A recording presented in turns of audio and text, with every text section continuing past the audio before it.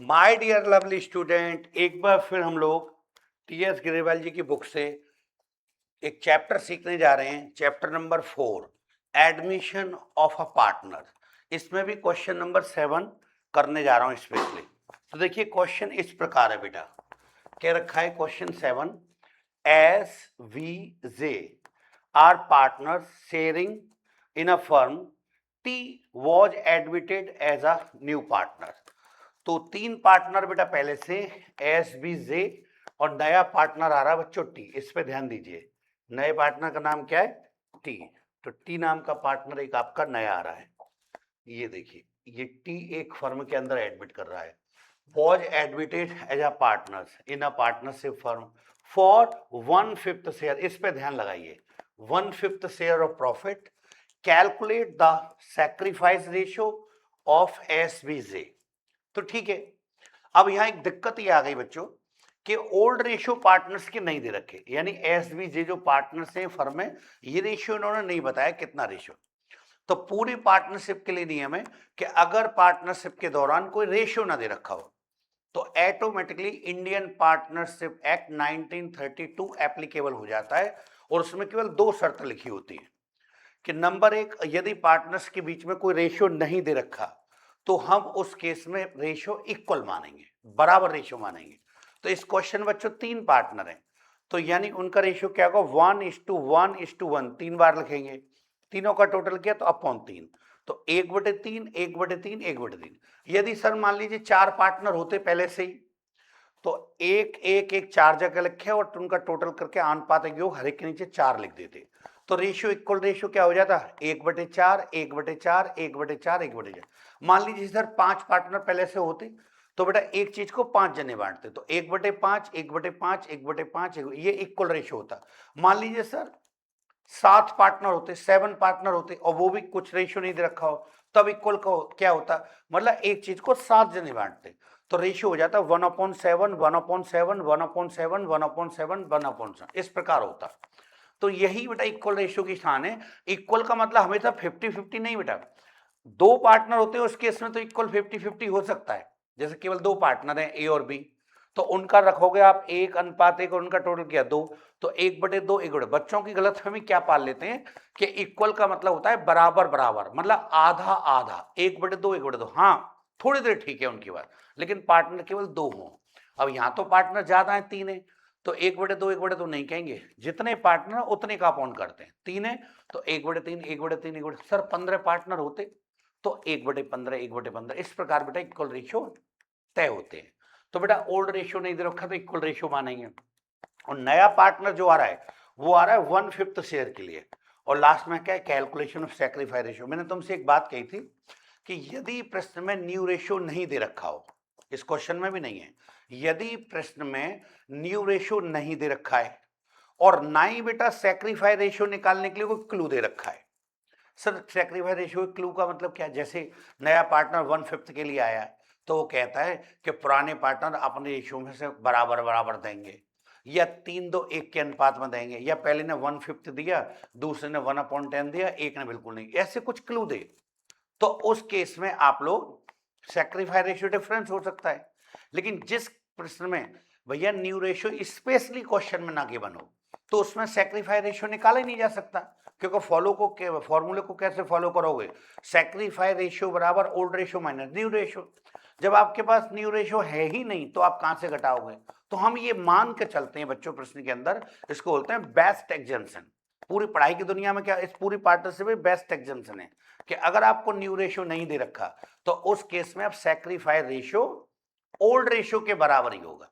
तो आपका जो ओल्ड रेशियो रहा होगा उतना ही सैक्रिफाइस किया होगा, ये मतलब है। तो यहां पर बच्चों ओल्ड रेशियो क्या रहा होगा? 1:1:1।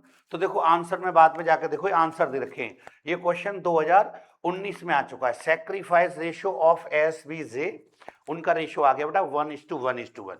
तो इसका मतलब जब क्वेश्चन के अंदर न्यू रेशियो नहीं हो, ना सैक्रिफाइस रेशियो निकालने का कोई क्लू हो, तो उस केस में आप लोग क्या करते हैं?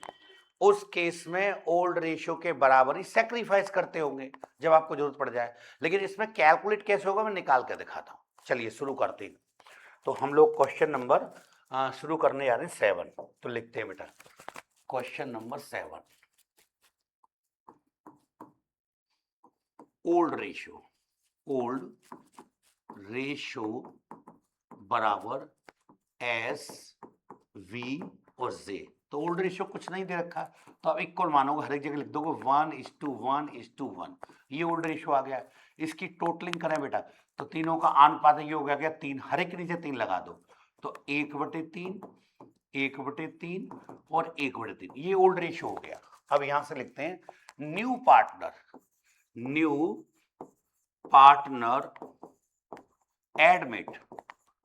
एडमिट फर्म में प्रवेश करता है। कौन आ रहा है बेटा? टी फॉर 1/5 शेयर, 1/5 हिस्से के लिए आया। ठीक है, अभी ये इंफॉर्मेशन दे रखी थी मैंने, उसको पढ़ा है और लिखा है। अब हमें करना क्या है, तो हम एग्जामिनर को बता रहे हैं हम क्या करने जा रहे हैं। तो हम क्या करने जा रहे हैं, तो हम इस बात को अगर यहाँ लिख दें तो ज्यादा अच्छा माना जाता है। लिखेंगे calculation of new profit sharing ratio, हम न्यू रेशियो निकालने जा रहे हैं। तो ये हम पहले हेडिंग डाल देंगे बेटा, फिर करेंगे। तो न्यू रेशियो, अब देखो न्यू रेशियो निकालते समय आप क्या करना पड़ेगा, ध्यान से समझो। मान लो अब ये नया पार्टनर आपने एडमिट कर लिया और आज से सही 1 साल बाद जब हम पूरे साल मेहनत कर लेंगे और फर्म 1 रुपया कमा ले, बच्चों मानने को तो आपकी इच्छा हो जो मान लो, 1 लाख कमा ले, 5 लाख कमा ले, 10 लाख कमा ले, लेकिन होता क्या है कि आप पे फिर वो टैकल करना आना चाहिए, संभालना आना चाहिए। तो इसलिए बेस्ट, हम जब हमें मानना ही है, क्वेश्चन भी हमें सॉल्व करना है, तो ऐसी चीज मानो जो हमारे काबू में रहे, जिसको हम सॉल्व कर सके। तो सबसे अच्छा रहता है 1 रुपया मानना। तो हम मान के चलते हैं कि आज से सही 1 साल बाद फर्म 1 रुपया कमाएगी, तो सबसे पहले बेटा नए वाला जो आया 1/5 उसको देगी। तो मैं लिख के दिखाता हूँ। तो हम लिखेंगे लेट अस, माने होता है बेटा मानना, लेट अस माना की, या वी एज्यूम दैट हम मान रहे हैं, या सपोज दैट जो आपको अच्छा लगे। लेट अस फर्म, बोले तो पार्टनरशिप फर्म अर्न माने कमाएगी, firm earn profit in future, भविष्य में। मान लीजिए फर्म कमाएगी 1 रुपया बराबर ₹1, 1 रुपया कमाती है। तो सबसे पहले क्या करेगी, then first give to new partner T नाम का पार्टनर है, उसका हिस्सा कितना था बेटा 1/5, पहले उसको देंगे। सर पहले उसको क्यों देंगे, तो एक एग्जाम्पल है बेटा कि हमेशा हम नए पार्टनर का ध्यान रखते हैं, हमें पहले उसको देना है, फिर उसके बाद में सब में बटेगा। एक एग्जाम्पल देते हैं, चलो मान लो घर में हम लोग पहले से 8 मेंबर रहते हैं, बाबा दादी मम्मी पापा कुछ हम लोग बहन भाई, सभी मिला के कुल 8 मेंबर फैमिली के अंदर रह रहे हैं।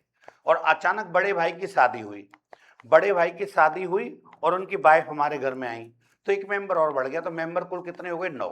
और मान लो कल ही शादी हुई है, कल ही भाभी आई हैं, जैसे ही हम अगली सुबह जगेंगे तो सबसे पहले मान लो मम्मी जल्दी जगकर चाय बनाती हैं, तो बाबा को देना, दादी को देना, मम्मी पापा सबको बांटती हैं।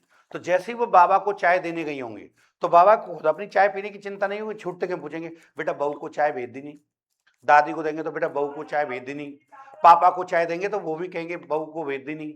ऐसे ही बहन भाई भी जब जगेंगे बाद में जिस जिसको दोगे तो हमेशा वो नए पार्टनर की बात करते हैं। तो इसका मतलब क्या हो गया, इसका मतलब ये हो गया कि हमेशा सबसे पहले नए पार्टनर का ध्यान रखो। हालांकि सब खा पी लेंगे, लेकिन क्योंकि हमें नए पार्टनर का ध्यान रखना है कि ऐसा ना हो ध्यान से हट जाए और बेचारा वो भूखा रह जाए, तो केवल यहाँ प्रीफरेंस किसको देते हैं, हम नए को। तो हमने ये मान लिया कि नए को देंगे 1/5, तो बचेगा क्या उसको देने के बाद, तो लिखेंगे रिमेन माने होता है बचा कुचा, रिमेनिंग शेयर कह दो या रेशियो कह दो, बात एक ही। मान लो 1 रुपये जो है इसमें से मैं 1/5 घटाऊं, तो 1 रुपये में से 1/5 घटाने का कायदे में मतलब तो ये है बेटा 5 एकम 5, 5 एकम 5 में से माइनस कर दो आप 1, तो क्या रह जाएगा आपका 4 और बटे 5। तो हमें इस पर ध्यान देना है, ये बचता है हमारे पास क्या बचा, ये 4/5। अब 4/5 कोई बच्चा नहीं समझ पाए तो उसके लिए समझाने के लिए हम लोग बात करते हैं कि 4/5 का मतलब क्या हो गया, बताता हूं मैं क्या कहना चाह रहा हूं। देखिए जैसे मान लो मैंने इसमें से 1 रुपये में से 1/5 घटाया, तो ये क्या बचा बेटा 4/5। अब इस पर ध्यान लगा 4/5 कैसे बचा, कि अनपढ़ भी होगा ना वो भी जवाब दे देगा। मान लीजिए कोई हमें एक पीस है, एक तरबूजे का पीस है बड़ा सा और 5 जनों में बराबर बराबर बांटना है, तो हमने एक तरबूजे के 5 पीस कर लिए। तो जिसने 5 पीस करे हैं बेटा, उसने अपने हिस्से का एक पीस खा लिया। तो खुद बताओ कितने बचेंगे। भाई हमने एक तरबूजा तो उसके 5 बराबर पीस करे, 5 में से एक जिसने काटा है वो उसने खा लिया, तो फिर बचे कितने? बचे 4, 4/5। तो ये बचा हुआ हिस्सा, इस पे हमें ध्यान लगाना है। इस बचे कुछ हिस्से को जो ओल्ड पार्टनर थे तीनों बराबर बांटते थे वो बांटेंगे। तो मुझे अगले स्टेप के लिए चलना पड़ेगा। लिखते हैं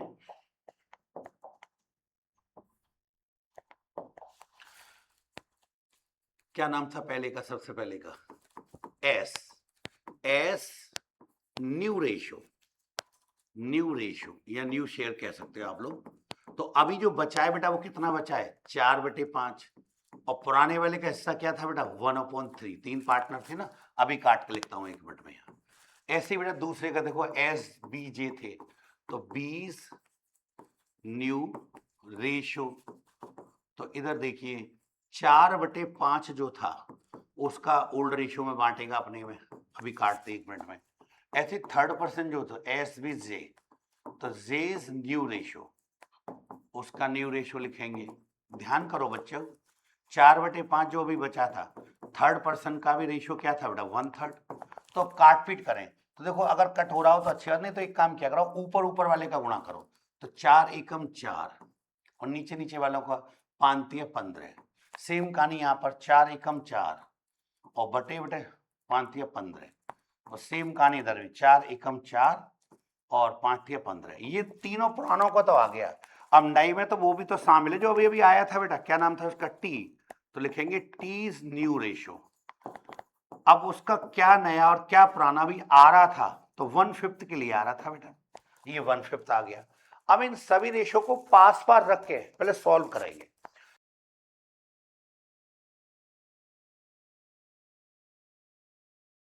रेशो बराबर एस बी जे और टी। अभी न्यू रेशो आया था इसका 4/15, 4/15, 4/15। अरे इससे पहले पेज पे यही तो था बच्चों, देखो 4/15, 4/15। और अभी अगले वाले का क्या था बेटा? लास्ट वाले का 1/5। अब इनका हम लेंगे बेटा एलसीएम।